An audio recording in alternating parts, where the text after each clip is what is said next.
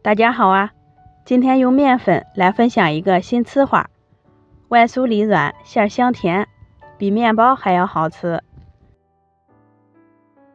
先在盆里倒入200毫升纯牛奶，打入1个鸡蛋，加入4克酵母粉、5克白糖，促进酵母发酵。先搅拌至酵母融化，分次倒入400克的面粉，边加边去搅拌。搅成面絮状，再淋入10毫升食用油，揉成面团，一次不容易揉光，先醒面10分钟。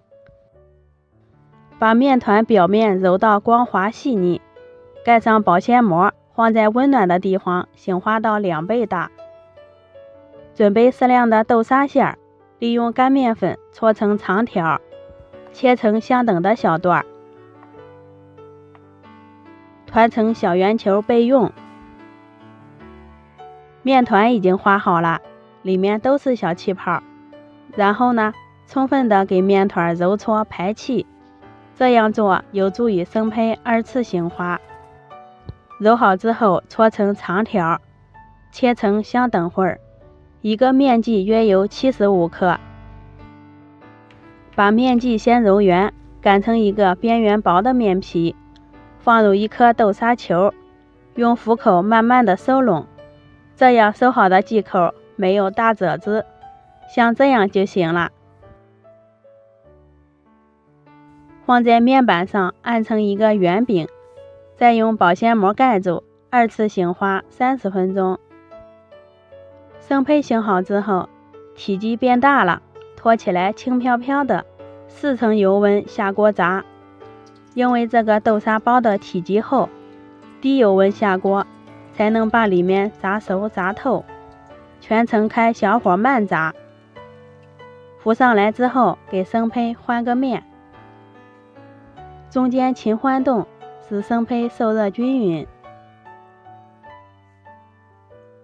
一直炸到表面金黄即可控油捞出来。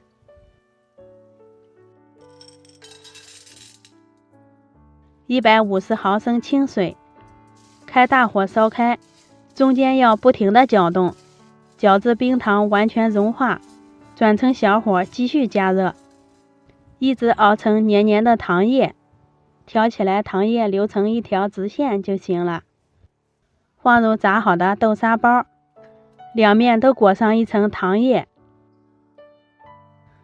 摆在吸油纸上面，放到凉透。不喜欢吃太甜的，这一步可以省略掉。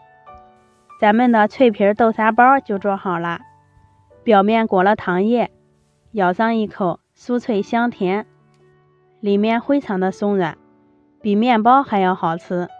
家里有小朋友的可以试一下，自己做的干净又卫生。好了，今天的视频就分享到这儿，我是娟子，咱们下期见。